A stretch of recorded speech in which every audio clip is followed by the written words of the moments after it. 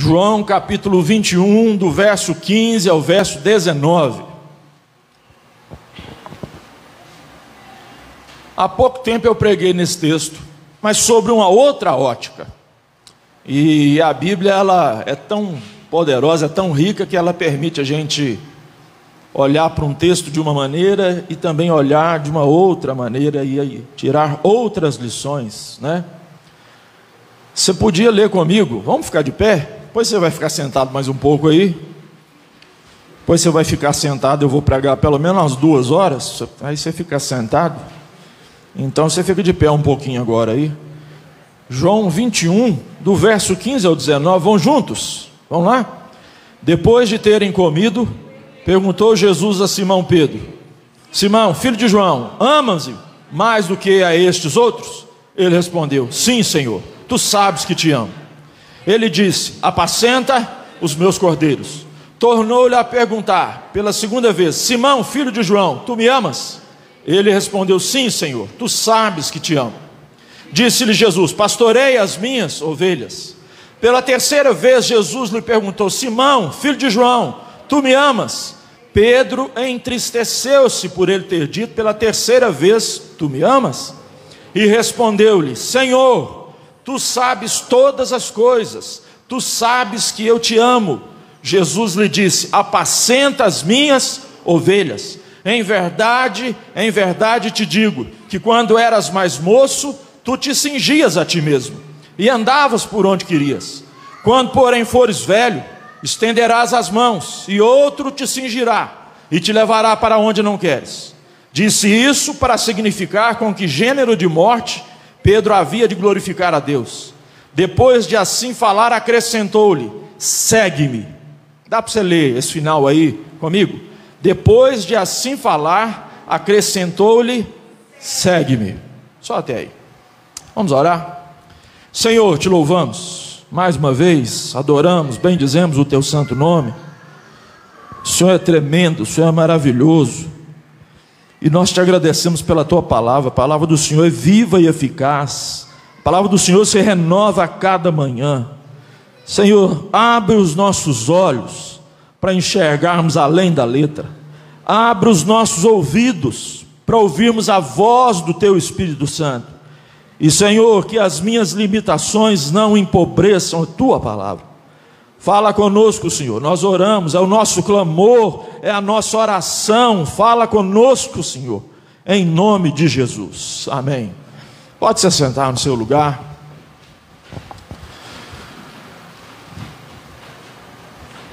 De uma maneira geral, nós conhecemos a história.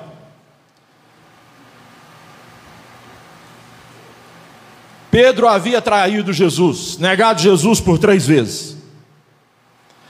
No momento da partida, nos momentos finais, Jesus falando com os discípulos: convém que o Filho do Homem seja entregue nas mãos dos pecadores e padeça nas mãos dos pecadores. E Pedro diz assim: Senhor, todos podem negar o Senhor, eu jamais te negarei. E Jesus diz para Pedro assim: Pedro, hoje, antes que o galo cante, 3 vezes tu me negarás. Jesus foi preso. Pedro negou Jesus 3 vezes. Jesus foi crucificado, foi morto, e agora Jesus já havia ressuscitado. E aqui agora é a terceira aparição de Jesus para os seus discípulos. Ele aparece para os discípulos no caminho de Emaús. Ele aparece para os discípulos trancados com medo lá em Jerusalém. Mas ele diz assim: dizei aos meus discípulos e a Pedro que eu vou adiante deles para a Galileia.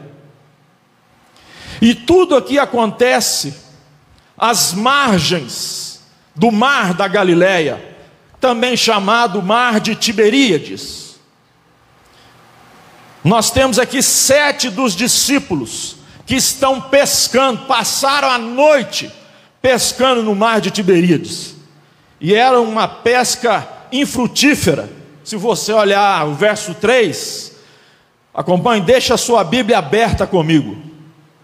Disse-lhe Simão Pedro: vou pescar. Disseram-lhes os outros: também nós vamos contigo.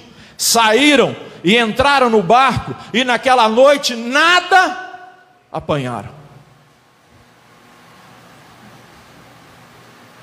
Já me chamaram para pescar. Não, você desce aqui, a gente desce, você desce aqui para Juiz de Fora, desce sexta-feira de noite, a gente desce de madrugada para o rio, entra no barco, e fica de madrugada de sábado para domingo de noite. Falou: o quê? Mas nem pensar que eu vou. Mas nem. Que tamanho que é esse barco? Não, é assim. Não, não vou não. Obrigado. Boa pescaria para vocês aí.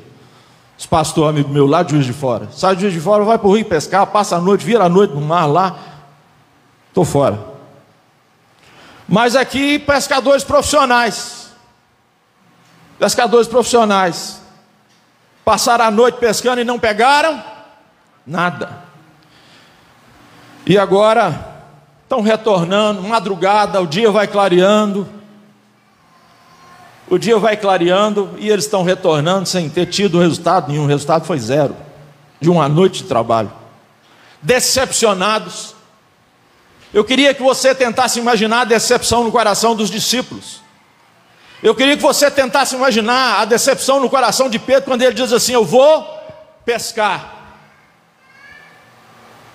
Ele já era pescador. E um dia Jesus chegou para ele e falou: vinde após mim, e eu farei de vocês pescadores de homens.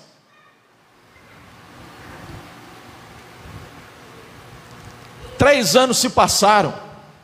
Pedro investiu tempo integral da sua vida nesses 3 anos, nesse projeto, para se tornar um pescador de homens. Mas 3 anos se passaram, Jesus foi preso, foi morto, foi crucificado, foi morto. E Pedro ainda era pescador de peixe. Ele vira para os amigos, para os discípulos e diz: eu vou pescar. E os outros 6 falaram assim: nós também vamos com você. O que nós sabemos fazer é isso aí mesmo. Acabou tudo, deu tudo errado. E aí, querido, imagina comigo esse barco voltando do mar, distante da praia, o dia clareando, e tem uma pessoa sentada lá na areia. Lá na areia tem alguém sentado. Verso 4: mas ao clarear da madrugada estava Jesus na praia. Todavia os discípulos não reconheceram que era ele. Perguntou-lhes Jesus lá da praia, perguntou para eles lá no barco: filhos, tendes aí alguma coisa de comer? Responderam-lhe: não. Então lhes disse: lançai a rede à direita do barco. À direita. Você está entendendo? Não é a esquerda, a direita. A direita do barco. E achareis. Assim fizeram, e já não podiam puxar a rede, tão grande era a quantidade de peixe. Enquanto eles estavam insistindo com a esquerda, não deu nada. Mas quando eles lançaram na direita, a rede veio cheia de peixe.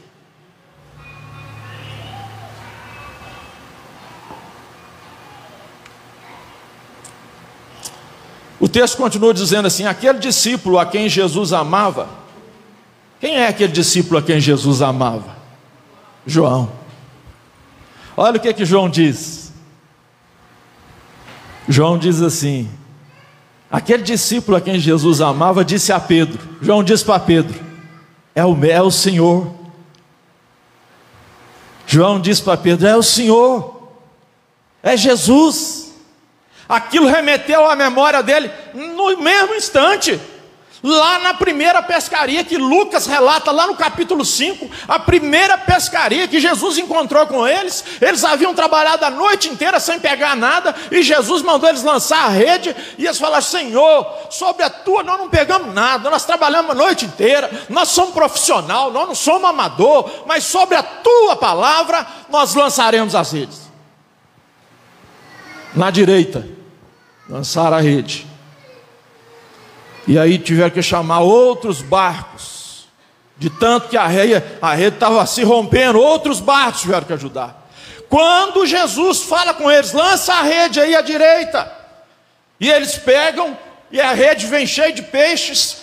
João reconhece na hora, lembra daquele evento na hora, e diz para Pedro: Pedro, é o Senhor.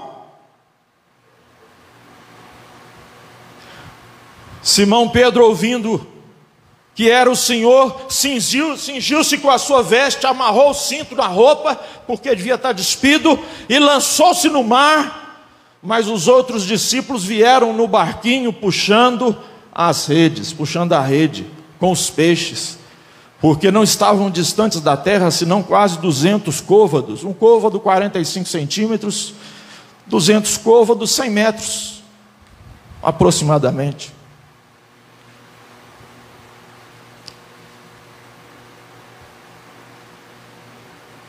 Mas o interessante é que Jesus havia perguntado para eles: vocês pegaram alguma coisa? Nada. Mas o verso 9, olha comigo o verso 9, por favor. Ao saltarem em terra, viram ali umas brasas, e em cima, peixes. Jesus entrou em ação. Eles não tinham pego nada lá. Quando eles chegaram com a rede com os peixes, já tinha brasa acesa. Olha para você ver, Jesus é maravilhoso. Esse negócio com Jesus, do holocausto, da brasa, da carne, no holocausto, a carne queimada, o aroma suave, né? Aqui agora tem brasa e tem churrasco de peixe.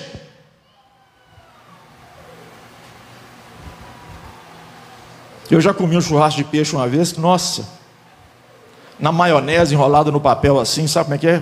Não ficou, o negócio ficou bom demais. Depois eu te conto aí. Ao saltarem em terra, viram ali umas brasas, em cima peixes, e havia também pão. Já tinha peixe, já tinha pão, peixe assado, pão. Disse-lhe Jesus: trazei alguns dos peixes que acabaste de apanhar. Tem alguns aqui, mas vocês trazem de vocês aí. Simão Pedro entrou no barco e arrastou a rede para a terra, cheia de 153 grandes peixes. Eu não sei o objetivo, a Bíblia, nada na Bíblia é por acaso. Se algum dia você descobrir o porquê dos 153 peixes, você me fala, porque eu tenho essa curiosidade. Chegar lá, eu vou perguntar para Jesus: Senhor, por que era 153? E não obstante serem tantos, a rede não se rompeu. Disse-lhe Jesus: vinde, comei. Vinde, comei. Nenhum dos discípulos ousava perguntar-lhe: quem és tu? Porque sabiam que era o Senhor. Veio Jesus, tomou o pão e lhes deu, e de igual modo o peixe. E já era essa a terceira vez que Jesus se manifestava aos discípulos depois de ressuscitado dentre os mortos. Terceira vez.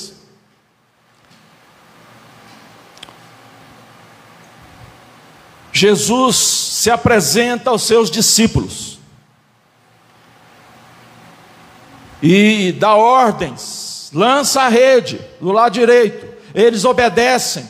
Imediatamente João se lembra daquela primeira ocasião onde Jesus havia multiplicado, lançado as redes, multiplicado a pesca. Fala com Pedro: Pedro, é o Senhor. Pedro, ele se precipita, se lança, vai nadando, ele chega primeiro porque ele quer ver se é o Senhor. Jesus está interessado no encontro com seus discípulos, mas Jesus está mais interessado aqui em Pedro. Dizei aos discípulos e a Pedro. Jesus tinha um encontro marcado com Pedro naquela praia, para comer peixe, para comer pão, para sentar, para conversar, para tratar de coisas do coração, para restaurar aquilo que havia se perdido no relacionamento deles. A gente hoje às vezes faz diferente. A gente às vezes não chama para comer peixe, mas chama para comer um churrasco, chama para tomar um café. E aí a gente senta, e aí a gente conversa, e aí a gente restaura, e aí a gente acerta as coisas. Pedro havia negado Jesus por 3 vezes, naquela noite que Jesus foi preso. Pedro era parte importante nos planos de Jesus. Pedro fazia parte do projeto de Jesus. Deixa eu dizer uma coisa para você. Nós estamos convivendo assim, nesses dias, muito de perto com a morte. E eu já estou assim, desligando a televisão. Quando começa o negócio do Covid, porque é o Covid, porque os leitos, porque não sei o que, eu não quero nem ver isso mais.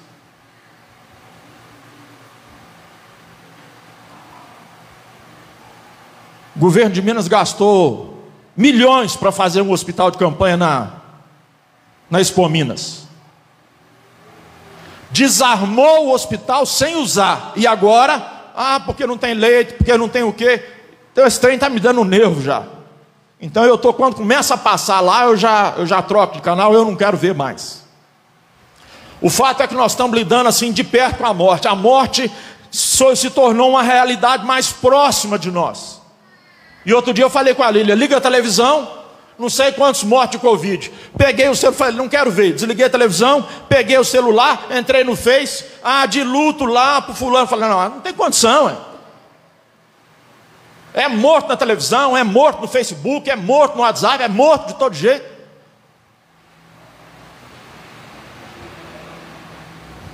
Deixa eu dizer para você uma coisa, no meio desse tanto de gente morta, se você está vivo, é porque Deus ainda tem projeto para você. Você faz parte dos projetos de Deus. Deus tem planos a seu respeito.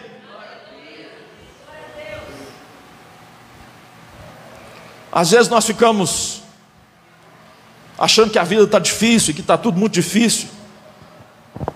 Difícil, querido. Eu tive no CTI essa semana. Difícil é para quem está lá no CTI. Passei dentro do CTI essa semana, fui fazer uma visita. É para quem está lá entubado, tanto de gente entubado lá. Difícil de respirar. Não consegue respirar o mesmo ar que eu e você respiramos agora. Enquanto Deus te der vida, é porque Ele tem projeto, Ele tem planos para você. Jesus não desiste de você, como Jesus não desistiu de Pedro. Jesus tinha um encontro marcado com Pedro, naquela praia. Olha que legal, na praia, fazer um churrasco na praia, a gente ir lá, e quantas vezes a gente não vai com a família, e aí fazer um churrasco, um peixe, comer um peixe na praia, é um negócio sensacional. Camarão, então, nem se fala, um camarãozinho assim, alho e óleo, é uma bênção. E é nesse ambiente que Jesus está ali para restaurar Pedro. Jesus tinha um encontro com Pedro. Esse texto tem lições importantes para nós. Eu queria que você abrisse, em primeiro lugar, abre comigo aí alguns textos. Nós vamos ler alguns textos. 1 de Pedro, vamos lá. 1 de Pedro, vamos ver o que Pedro escreveu lá. 1 de Pedro 4:8.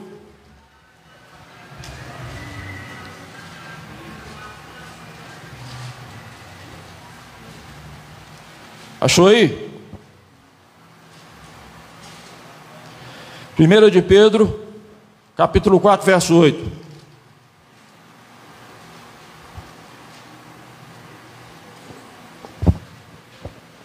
Primeira de Pedro 4:8. Achou, irmão? Vamos junto?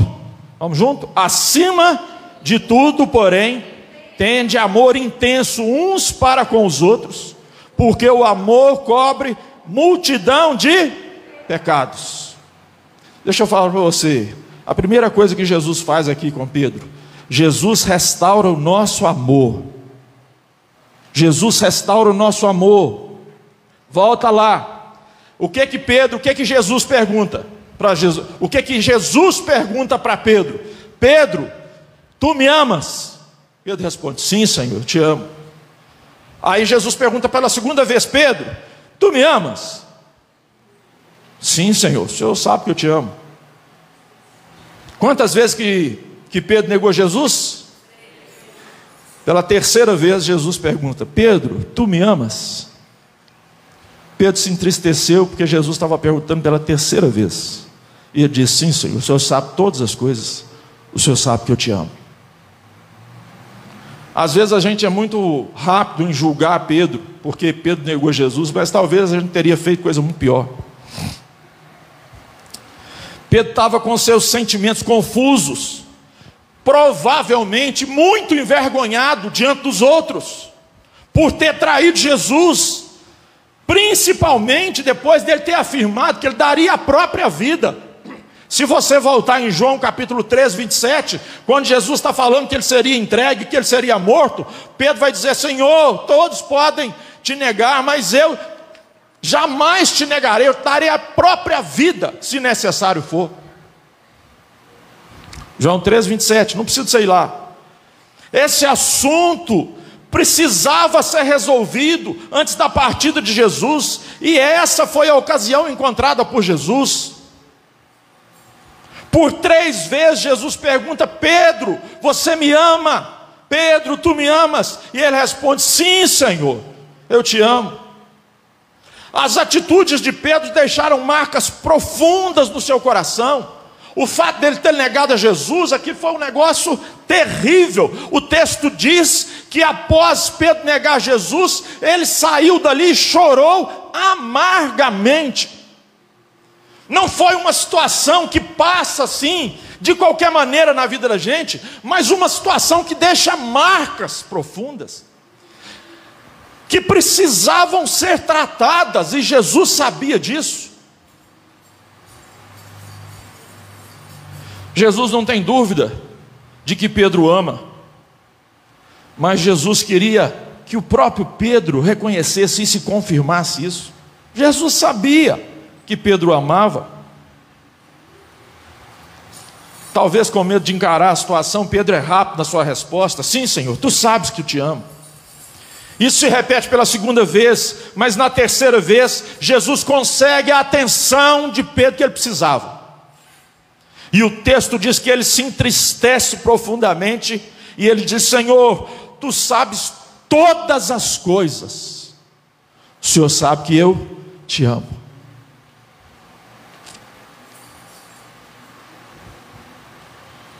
Nós podemos aprender aqui, querido, que Jesus não permite que nenhum dos nossos fracassos venha manchar ou diminuir o amor que Ele tem por cada um de nós.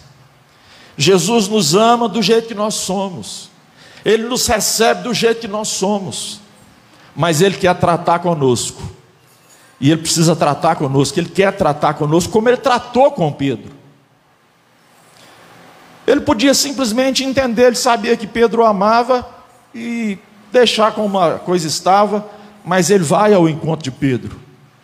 Ele precisava, isso precisava ser tratado na vida de Pedro. E aqui a gente vê que a qualificação básica para o serviço é o amor. A primeira coisa, Jesus, é como se você chegasse numa entrevista de emprego, e aí eles vão perguntar lá assim: qual curso que você fez? Ah, eu fiz o curso de engenharia de produção. Não. Jesus não estava preocupado com a formação acadêmica de Pedro. Jesus não estava preocupado se ele era pescador profissional há quantos anos. Jesus não estava preocupado com qualquer tipo de formação. O que Jesus quer saber, e a primeira qualificação para quem quer realizar a obra do Senhor, é o amor, é amar Jesus. Jesus pergunta: Pedro, você me ama? Pedro, tu me amas? Pedro, tu me amas? Então, querido, a primeira coisa que nós precisamos entender, a qualificação básica para servir a Jesus, é amar o Senhor Jesus. Em primeiro lugar, Jesus restaura o nosso amor. Dá para você falar isso comigo? Em primeiro lugar, Jesus restaura o nosso amor. Você já viu gente que andou longe dos caminhos do Senhor e um dia resolve voltar para a presença do Senhor? A primeira coisa que Jesus restaura é o amor. Primeira coisa, porque nada, e Pedro vai dizer que acima de tudo, nós precisamos ter amor uns para com os outros. Em segundo lugar, querido, Jesus restaura a nossa vocação. Ontem nós falamos de vocação e profissão. Nós temos uma vocação que ela é geral. O presbítero Edson abriu o texto aqui com uma vocação: vinde a mim todos vós, que estáis cansados e sobrecarregados, tomai sobre vós o meu jugo, porque o meu jugo é suave e o meu fardo é leve. E aprendei de mim, que sou manso e humilde de coração, e achareis descanso para as vossas almas. Vocação para todos. Nós falamos disso ontem. Uma vocação que é geral e uma vocação que é específica para o ministério. Jesus restaura a nossa vocação. Essa vocação que eu estou falando é essa vocação geral. Vinde após mim, vinde após mim, e eu vos farei pescadores de homens. Pedro era ousado nas suas afirmações para com Jesus, era um dos primeiros a se manifestar, era um dos primeiros a dar opinião, seja para proteger o mestre. Lá no Getsemane ele arranca de uma espada, e ele quer dar uma espadada na orelha do servo lá do soldado, e Jesus: opa, para aí, Pedro. Quando João fala com ele no barco: Pedro, é Jesus, é o mestre, ele pula na água, ele é o primeiro a chegar. Jesus tinha planos para Pedro. Jesus tem planos para você. Pastor, mas eu não sou igual Pedro, eu sou assim mais devagar, mais comedido. Jesus quer usar você do jeito que você é. Jesus tem um chamado e um ministério para usar você do jeitinho que você é.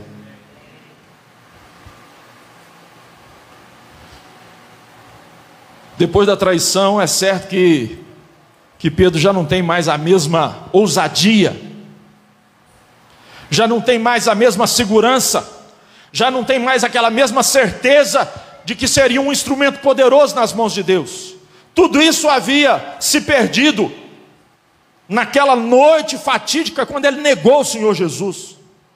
O pecado, querido, ele tem a finalidade de nos afastar de Deus e produzir estragos na nossa vida, de tal maneira que a gente não se ache mais digno do amor de Deus, que a gente não se ache mais digno de fazer parte dos projetos de Deus e da obra de Deus. A palavra do Senhor, Isaías, diz que as nossas iniquidades é que fazem separação entre nós e o Senhor, para que Ele não nos ouça. O que o pecado e o diabo tentam fazer é trazer dúvidas quanto à nossa vocação, quanto aos planos de Deus para nós. Algumas coisas acontecem na nossa vida, algumas coisas às vezes difíceis da gente lidar, difíceis, e o diabo aproveita essas situações para tentar lançar dúvida no nosso coração. Nos momentos onde a gente está mais fraco, o diabo ele aproveita para atacar.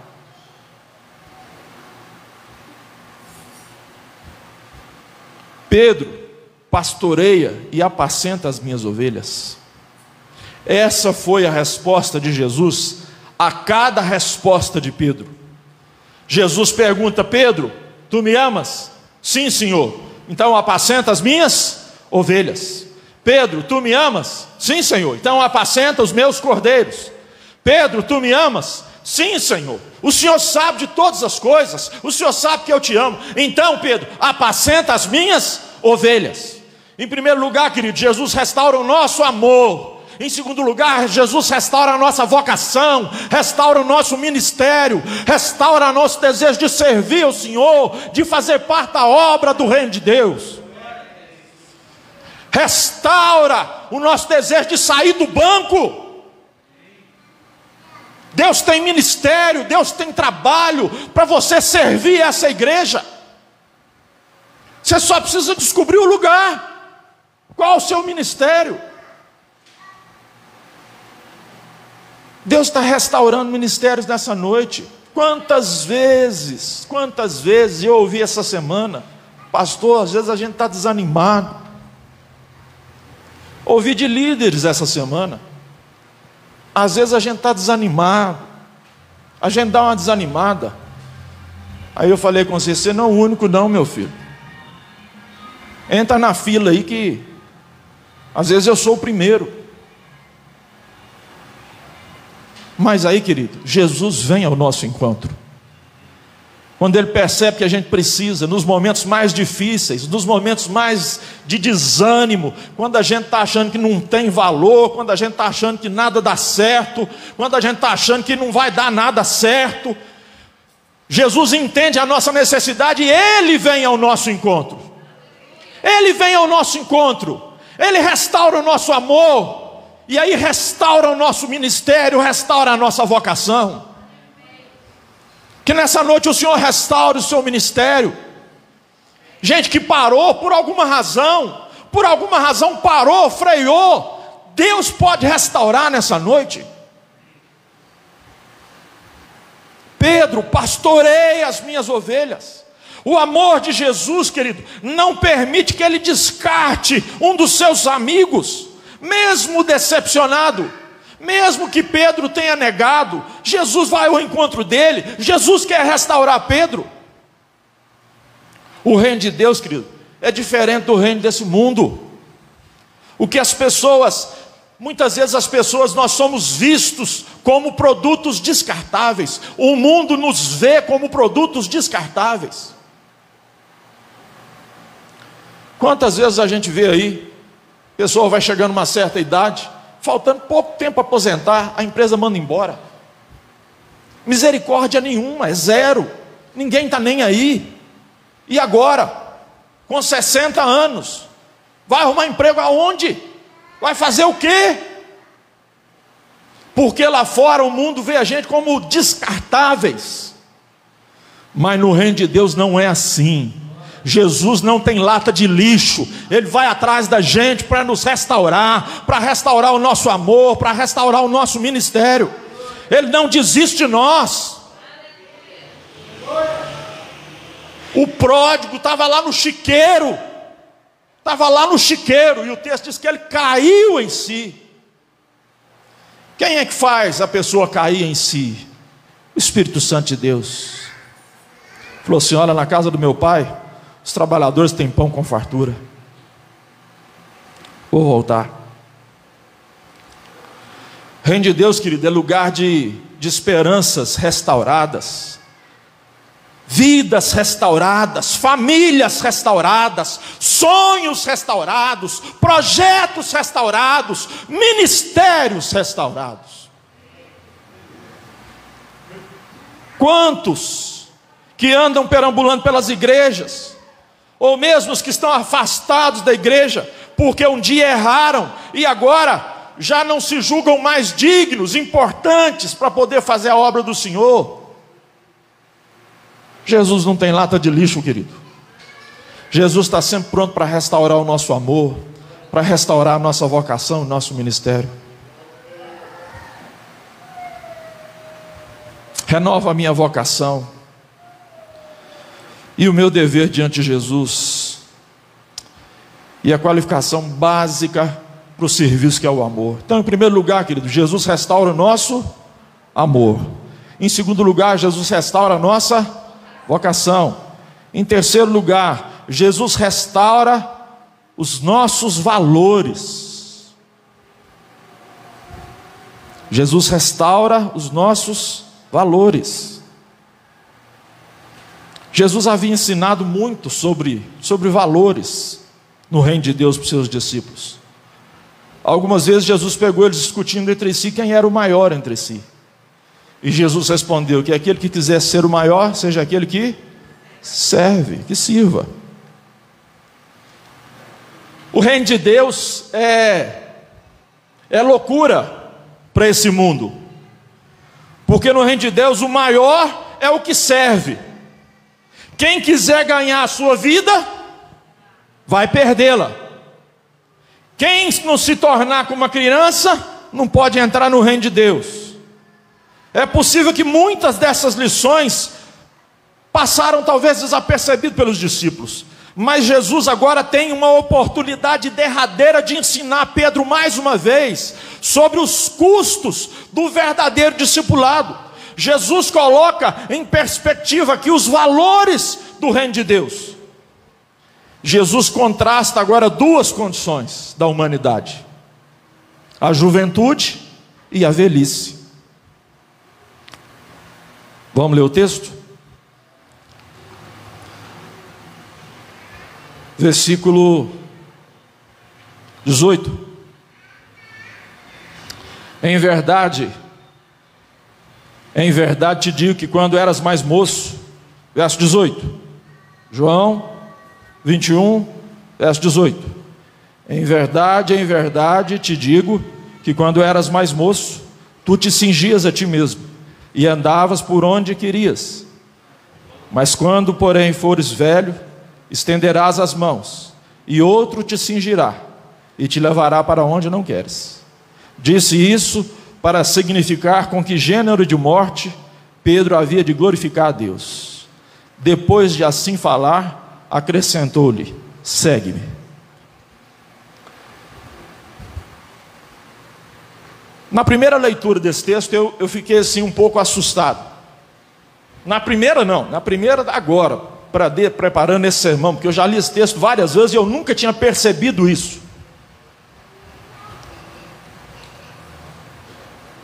E isso trouxe muito temor ao meu coração. Quando diz assim no verso 19: disse isso para significar com que gênero de morte Pedro havia de glorificar a Deus.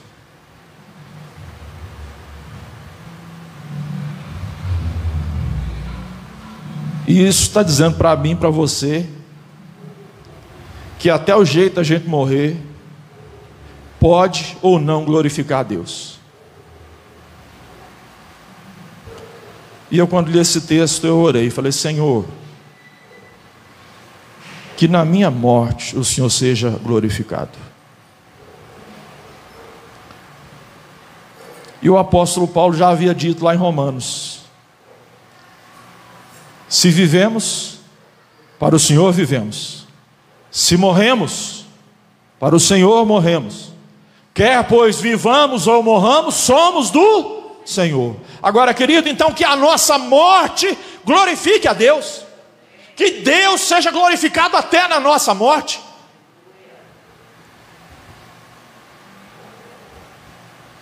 Jesus está falando com Pedro aqui o custo do discipulado. Ia ter um custo. E Jesus termina dizendo para Pedro aqui: e acrescentou-lhe: segue-me. Depois de assim falar, acrescentou-lhe: segue-me. Nós estudamos aqui sobre patrística. Tertuliano, um dos pais da igreja do primeiro e do segundo século, afirma que Pedro foi crucificado sobre as ordens de Nero.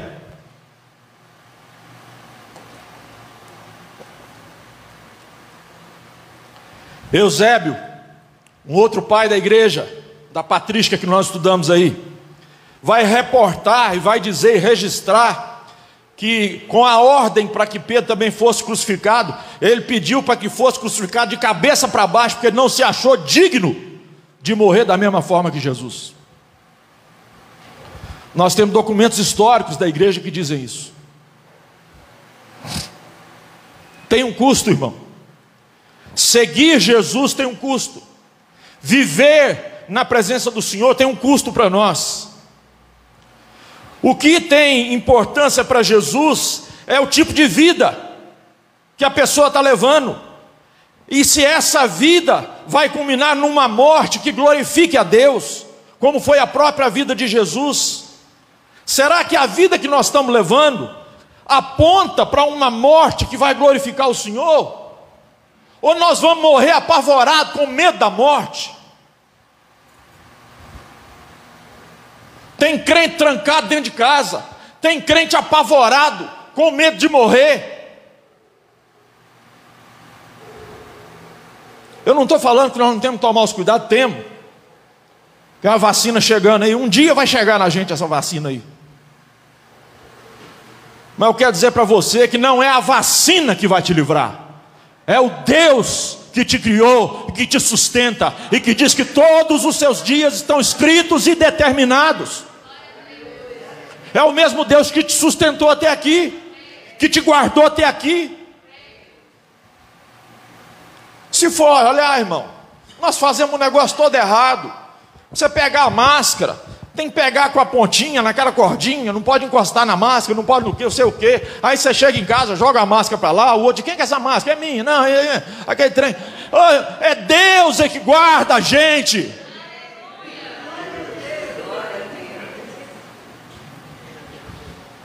Guardou até agora. Vou para o velório lá, e está lá na igreja, todo mundo bonitinho, de máscara, aquele negócio todo.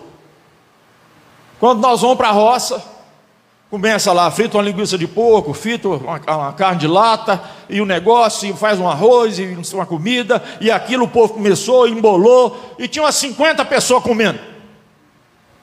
Eu falei, esse trem não vai prestar. E o povo estava querendo fazer até churrasco. No velório, o povo querendo fazer churrasco. Eu falei, meu Deus.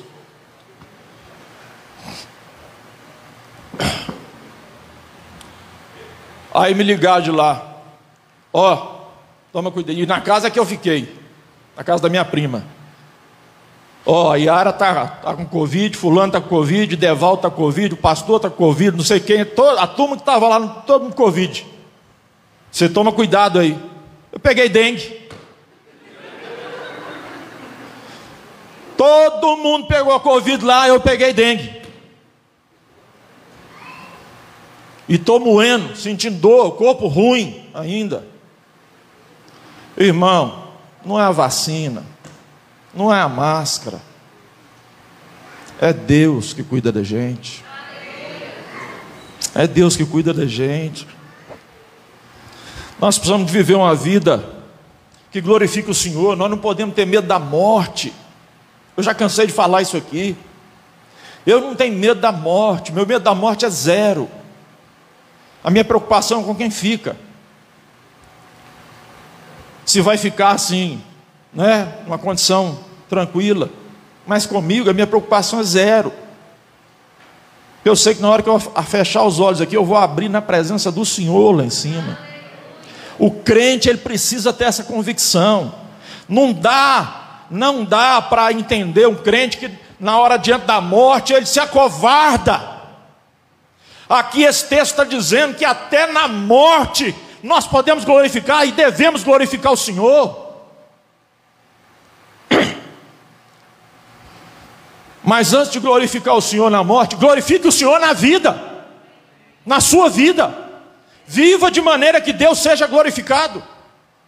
Nós falamos aqui hoje pela manhã, a primeira pergunta do catecismo: qual o fim, qual a finalidade do homem? Glorificar a Deus e gozá-lo para sempre. O objetivo de Deus ter nos criado, a sua imagem, é para que através da nossa vida Ele seja glorificado. E a palavra do Senhor diz para que os homens, vendo as nossas boas obras, glorifiquem o nosso Pai que está no céu. Glorifique o Senhor na sua vida e glorifique o Senhor na sua morte. A vida tem que ser vivida para glorificar a Deus.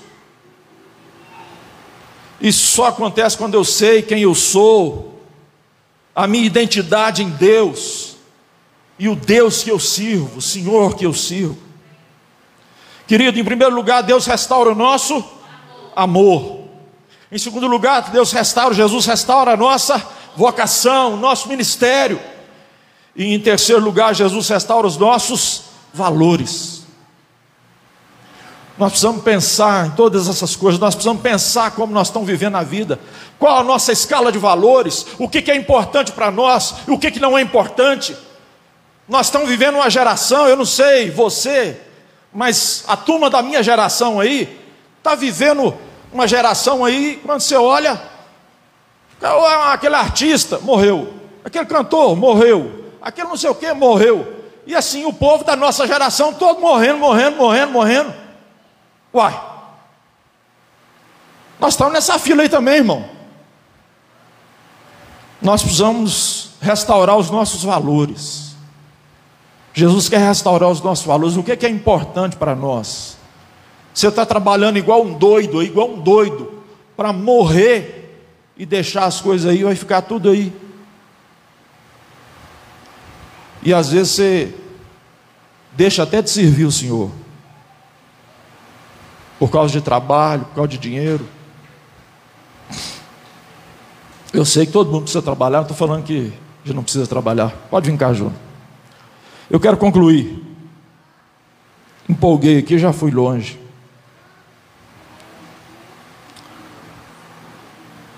O registro de Lucas 22, não precisa se abrir, Lucas 22, 54, diz assim: então prendendo, o levaram e o introduziram na casa do sumo sacerdote, e Pedro seguia de longe. Dá para você dizer isso comigo? Pedro o seguia de longe. Mas agora, querido, Jesus está chamando Pedro para seguir de perto.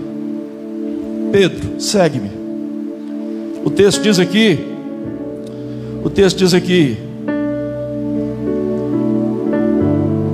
verso 19: depois de assim falar, acrescentou-lhe: segue-me, segue-me. Você pode dizer isso comigo? Segue-me.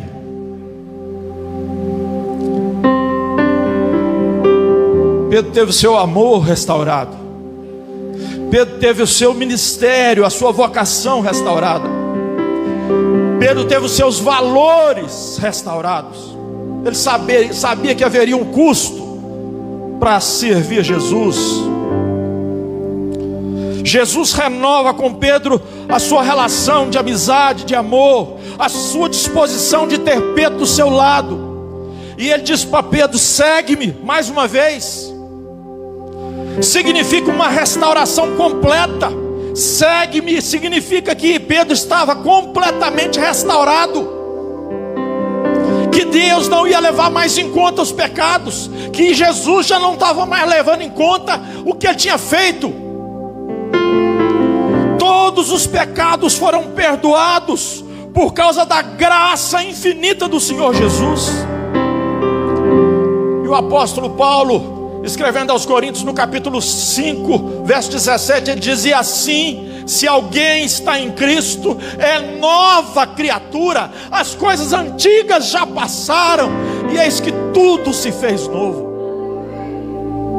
Pedro agora está restaurado. Segue, Pedro. Vamos seguir junto, Pedro. Você está restaurado, Pedro. Você foi restaurado no seu amor, você foi restaurado no seu ministério, você foi restaurado nos seus valores. Agora você está pronto, segue-me.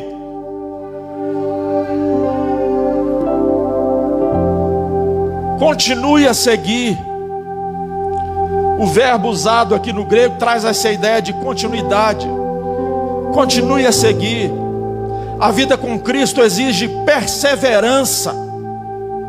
Não é algo que você começa empolgado e daí a pouco, estou meio desanimado.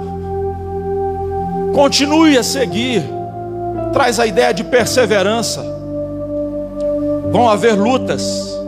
Jesus disse: no mundo tereis aflições, mas tenha bom ânimo. Vão haver situações difíceis. Vão haver momentos desanimadores, mas continue a seguir. Porque na vida cristã, querido, não conta como você começa, conta como você termina. E aquele que perseverar até o fim, esse receberá a coroa da vida eterna.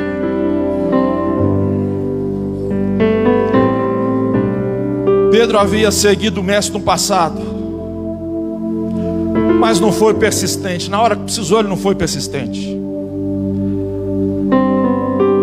Agora Pedro é restaurado, e a gente entende que nessa experiência ele agora adquire maturidade, experiência com Deus.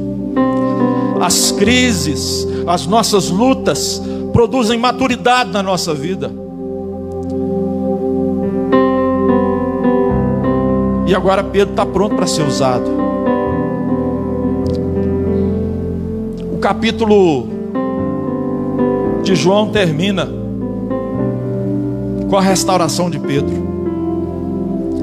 Logo depois nós vamos ver Atos. E nós vamos ver no capítulo 2 de Atos, Pedro vai pregar. E 3.000 pessoas vão se converter. Até o momento de negar Jesus, Pedro ainda era pescador de peixe. Até o momento daquele encontro na praia ali para comer peixe e pão, Pedro ainda era pescador de peixe. A partir daquela pregação, quando 3.000 se converteram, Pedro agora é pescador de homens. E ele tem um papel fundamental na igreja, nos primeiros capítulos do livro de Atos. João precisava registrar a restauração de Pedro, para que nós entendêssemos o porquê que Pedro tem um papel tão relevante nos primeiros capítulos de Atos. Pedro foi restaurado no seu amor. Pedro foi restaurado na sua vocação, no seu ministério. Pedro foi restaurado nos seus valores. Ele sabia que haveria um custo para seguir Jesus, um preço a pagar. E eu quero dizer para você que está aqui nessa noite, e para você que está acompanhando a gente aí nas redes sociais, Jesus está pronto para restaurar a sua vida, para trazer você para perto. É Jesus que vai ao seu encontro, para segui-lo de verdade, para que você possa segui-lo de verdade. Jesus está aqui nessa noite, pronto para restaurar você. Jesus faz 3 convites no livro de João. João 1,39 ele diz: vinde e vede. João 7,37 ele diz: vem a mim e beba da água da vida. João 21,12 que nós acabamos de ler: vinde e comei. É o Senhor que nos convida. O Senhor nos restaura para servir. Restaurados para servir. Restaurados para servir. Você pode falar isso comigo? Restaurados para servir. O Senhor quer te restaurar nessa noite, para você servi-lo. Fique de pé no seu lugar. Restaurados para servir. Pedro foi restaurado e agora ele pode servir.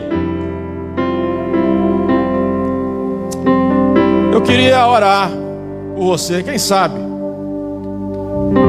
você está precisando de ser restaurado nessa noite. Quem sabe você precisa de restauração nessa noite. Quem sabe o Senhor te trouxe aqui porque você já estava desanimado,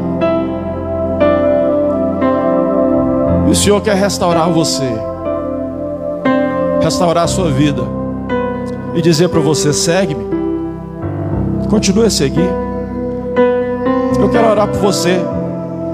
Se tem alguém que quer receber essa oração, eu queria que você saísse do seu lugar. O Senhor Jesus está aqui nessa noite. Do jeito que Jesus estava lá naquela praia, o Senhor está aqui nessa noite. O Senhor quer restaurar você, para você servi-lo. Restaurados para servir. Alguém gostaria de receber essa oração? Saia do seu lugar e venha aqui à frente, em nome de Jesus. Pode vir, pode vir. Pode vir. O Senhor quer restaurar você. Restaurar você para você servi-lo. Não tem como você servir a Jesus sem estar restaurado.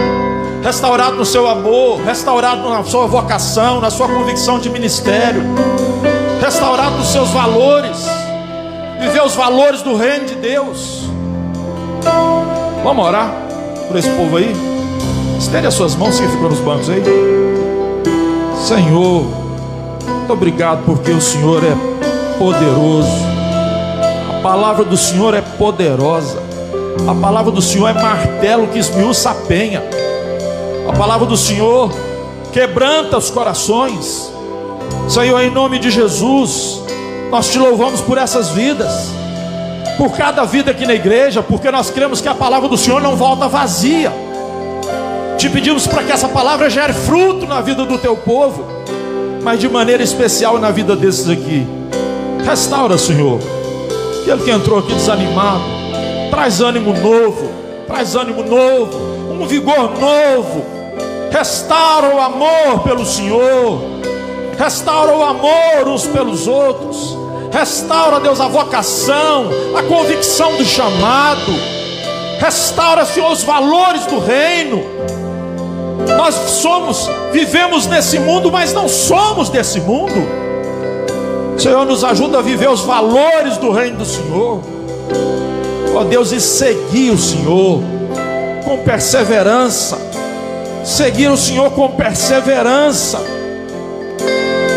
perseverando até o fim.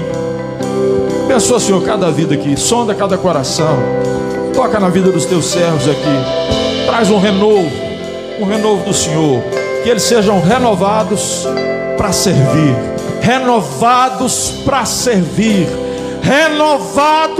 libertos para servir ao Senhor, em nome de Jesus.